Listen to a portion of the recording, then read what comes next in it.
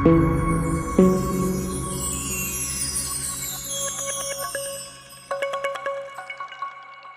आदाब, सत श्री अकाल। मैं दुर्गेश कुमार। आशा करता हूं कि आप लोग ठीक होंगे, आप अपने परिवार का ख्याल रख रहे होंगे, साथ में अपना भी ख्याल रख रहे होंगे। दरअसल हमारे देश में किन्नरों को दुआएं देने के लिए फेमस माना जाता है, क्योंकि ये लोग दुआएं देते हैं, उसके बदले कुछ बख्शीश के तौर पर ले लेते हैं और मामला रफे दफे हो जाता है। लोग इन्हें खुशी खुशी पैसे भी देना पसंद करते हैं, लोग इनकी इज्जत भी करते हैं।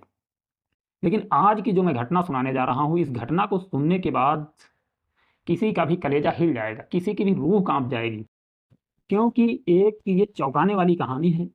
इसने इस तरीके से कहानी को अंजाम तक पहुंचाया, शायद कोई सोच नहीं सकता, शायद कोई इस हद तक गिर भी नहीं सकता है। एक किन्नर होता है।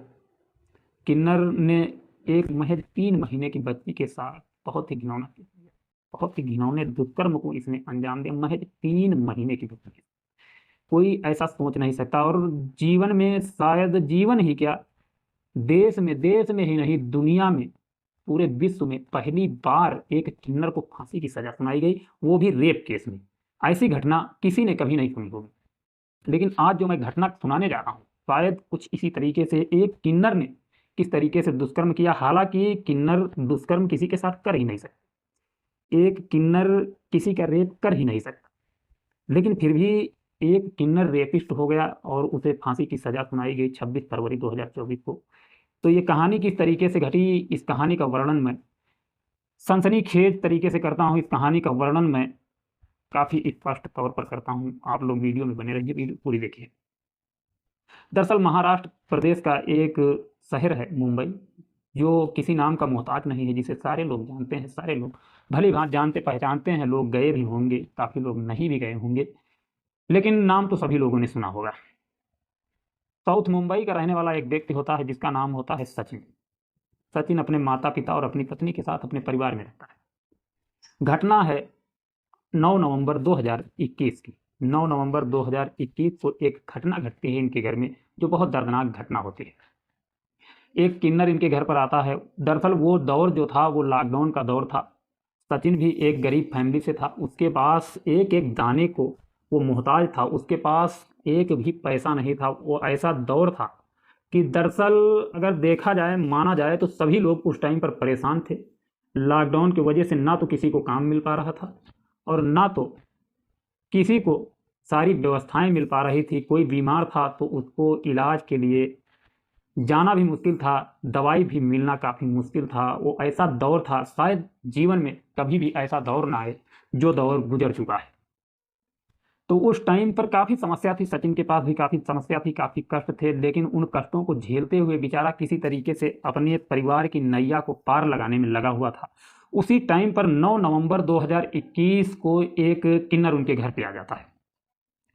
वो किन्नर कुछ डिमांड करता है, क्योंकि इनके घर में 3 महीने पहले एक लड़की का जन्म हुआ था। उस लड़की के जन्म को लेकर के वो डिमांड करता है एक साड़ी, नारियल और 1100 रुपये। तो साड़ी और नारियल 1100 रुपये होना उस टाइम पर काफ़ी मुश्किल था, क्योंकि उसके पास कुछ भी नहीं था, उसे कहीं रोजगार भी नहीं मिल पा रहा था, किसी तरीके से बेचारा अपनी गाड़ी को चला रहा था। तो जब ये देने से इनकार हो जाता है तो वो किन्नर कहता है कि अगर हमको इतना सामान आप नहीं देंगे और 1100 रुपये नहीं देंगे, तो आपके साथ ऐसा कुछ घटेगा 2 से 3 दिन के अंदर कि आप देख कर और सुनकर कांप जाएंगे, आपकी रूह कांप जाएगी। तो इस तरीके की जब बद्दुआएं देता है तो सचिन काफ़ी परेशान होता है, अपनी पत्नी के पास जाता, कहता है कि हमने जब उसे मना किया तो वो इस तरीके से कह रहा है कि आपके साथ कुछ ऐसा घटेगा कि आपकी रूह कांप जाएगी सुनने और देखने के बाद। तो पत्नी कहती है कि हमारे पास भी कुछ नहीं, अगर 100-200 रुपये होते तब भी हम दे देते, शायद ये हंसी खुशी से हमारे दरवाजे से चला जाता, लेकिन उसके पास भी कुछ नहीं होता है। अब किन्नर को फिर से जाकर के मना कर देता, कहता है कि हमारे पास कुछ भी नहीं है देने के लिए आपको, हम क्या दे दें आपको। तो किन्नर इसी तरीके से बड़बड़ाता हुआ उसके दरवाजे से चला जाता है। जब उसके दरवाजे से चला जाता है, पूरा दिन गुजरता है। पूरा दिन गुजरने के बाद रात्रि के शायद 9 बजते हैं। 9 बजे के आसपास ये लोग खाना खाते हैं, खाना खाने के बाद लेट जाते हैं, सो जाते हैं। तकरीबन रात्रि में 1 से 1:30 बजे के आसपास वो 3 महीने की बच्ची चिल्लाने लगती है, भूख से तिलमिलाने लगती है। तो माँ उसे उठा करके गोद लेकर के दूध पिलाती है। दूध पिलाने के बाद उसे सुला देती है और खुद सो जाती है। अब जब माँ की रात्रि में 3:30 बजे के आसपास आंख खुलती है तो देखती है कि बेटी गायब। अब बेटी को जब देखती है कि बेटी हमारे पास थी, 1:30 बजे के आसपास हमने उसे दूध पिलाया, सुलाया, आखिर गायब कहाँ हो गई। ना तो वो चल सकती थी, महज 3 महीने की बच्ची, ना तो वो किसी से बोल सकती थी, ना तो किसी को वो कुछ कह सकती थी। आखिर गई तो कहाँ गई। अब पूरे घर में हड़कंप मच जाता है, पूरे घर में एक दहशत सी फैल जाती कि आखिर बेटी गई तो कहाँ गई। बेटी को तलाश किया जाता है पूरे घर में, लेकिन कोई फायदा नहीं था, वो घर में थी ही नहीं। आसपास मोहल्ले में लोगों से ये लोग बताते हैं, लोग भी ढूंढने का प्रयास करते हैं, कहते हैं किसी की महज 3 महीने की बेटी अगर गायब हो जाए तो ये तो असंभव बात है। 3 महीने की बेटी ना तो कहीं जा सकती है, ना तो उसे कोई ले जा सकता है। ये लोग ढूंढते हैं, गांव के आसपास के लोग जो होते हैं, मोहल्ले के आसपास के लोग जो भी होते हैं, सारे लोग ढूंढने का प्रयास करते हैं, लेकिन कोई नतीजा नहीं निकलता है। आखिर में ये लोग सोचते हैं कि पुलिस स्टेशन जा करके एक मुकदमा दायर किया जाए, गुमशुदगी का मुकदमा लिखाया जाए। तो पुलिस स्टेशन पहुंचते हैं, वहाँ पर गुमशुदगी का मुकदमा लिखवाने के लिए। तो कहते हैं कि साहब गुमशुदगी का मुकदमा दर्ज कर लीजिए, हमारी महज 3 महीने की बच्ची रात में लगभग 2 से 3 बजे के आसपास गायब हो गई, वो मिल ही नहीं रही। तो ये लोग कहते हैं कि नन्ही सी बच्ची कहीं जा भी नहीं सकती। पुलिस भी हैरान हो जाती है कि इस तरीके का मामला, महज 3 महीने की बच्ची जा भी तो नहीं कहीं सकती है, आखिर गई तो कहाँ गई। गुमशुदगी का मुकदमा दर्ज हो जाता है। हालांकि अन्य केस की तरह इसमें नहीं होता है। पुलिस काफ़ी मशक्क़त करती है, ढूंढने का प्रयास करती है, 2 से 3 दिन काफ़ी प्रयास किया जाता है ढूंढने का। पुलिस भी ढूंढती है, माँ बाप भी ढूंढते हैं, आसपास के मोहल्ले के जो लोग होते हैं उस बच्ची की तलाश में लग जाते हैं, सारे लोग ढूंढते रहते हैं। अब ढूंढते ढूंढते समुद्र किनारे एक दलदली इलाका होता है, उस इलाके में एक नाला बह रहा था। पुलिस सोचती है कि उस नाले में भी देख लिया जाए, उस साइड देख लिया जाए, हो सकता कहीं कोई जानवर उठा करके ले गया हो। तो जब उस इलाके में देखते हैं तो नाले के अंदर एक महज 3 महीने की बच्ची की लाश तैर रही थी। उस लाश को पुलिस उठाती है, उठाने के बाद पहचान करवाती है, माँ बाप को दिखाती है, माँ बाप पहचान लेते हैं, कहते हैं हमारी बेटी है। उस नन्ही सी जान को पोस्टमार्टम के लिए भेजा जाता है। पोस्टमार्टम रिपोर्ट जब आती है तो रिपोर्ट साफ तौर पर दावा करती है कि इस नन्ही सी जान के साथ बहुत ही बुरा कृत्य हुआ है, दुष्कर्म हुआ है। दुष्कर्म करने के बाद पानी में डूबने की वजह से इस बच्ची की जान गई है।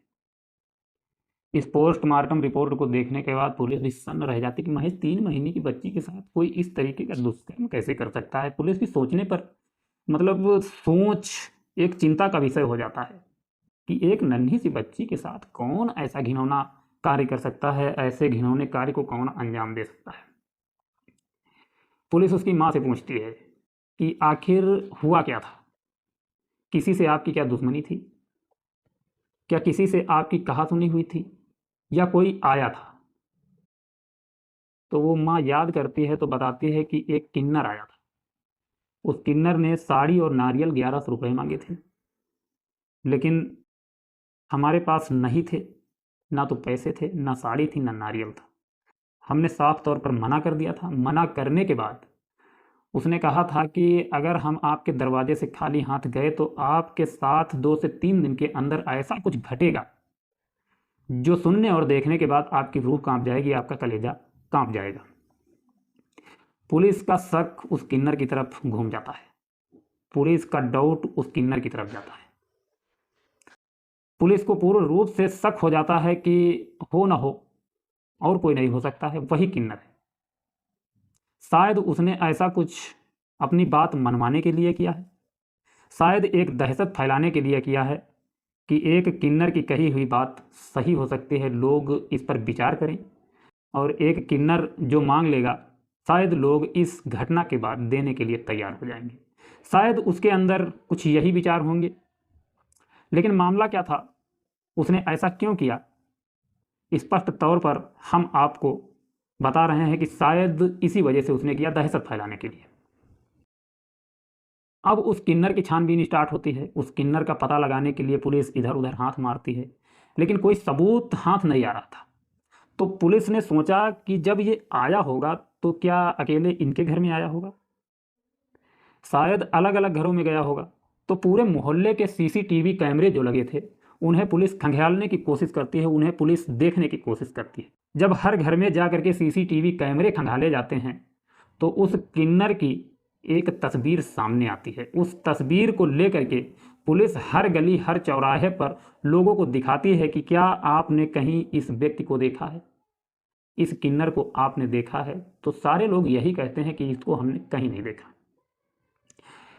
अब उस किन्नर के पास एक व्यक्ति पहुंचता है, वो उस किन्नर से कहता है कि आपको पुलिस ढूंढ रही है, आपको पुलिस तलाश रही है।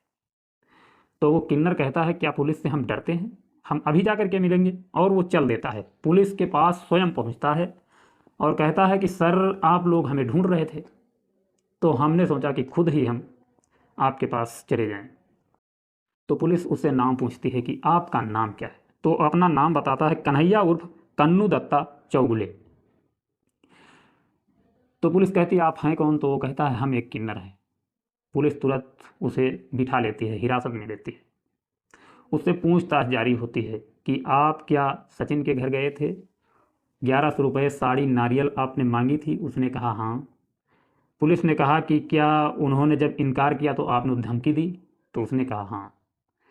उसने कहा हमने धमकी नहीं, हमने हकीकत उनको बताई थी कि अगर आपके दरवाजे से हम निराश होकर के गए तो आपके साथ बहुत बुरा होगा। पुलिस उसे हिरासत में लेती है क्योंकि पुलिस का डाउट पूरा का पूरा उसी की तरफ झुक गया था, पुलिस का डाउट उसी के ऊपर था। उसे जेल भेज दिया जाता है। अब उसके ऊपर मुकदमा चलता है। मुकदमा जैसे कि आप और हम जानते हैं कि रेप केस का मुकदमा और क्या होगा, 376 और 302 के तहत उसे जेल भेजा जाता है। 2021 से फरवरी 2024 तक इसके ऊपर मुकदमा चलता रहता है। ये जेल के अंदर रहता है, पेशी दर पेशी ये जाता रहता है। लेकिन 26 फरवरी 2024 को जिस टाइम जज थी आदिति सिंह ने सारे सबूतों और गवाहों को मद्देनज़र रखते हुए जो फैसला सुनाया, शायद बहुत संगीन फैसला था। शायद विश्व में पहली बार एक किन्नर को फांसी की सज़ा सुनाई गई। दरअसल मैं आपको बता दूं, ये किन्नर नहीं था, ये एक मर्द था, ट्रांसजेंडर था। इसे फांसी की सज़ा सुनाई जाती है।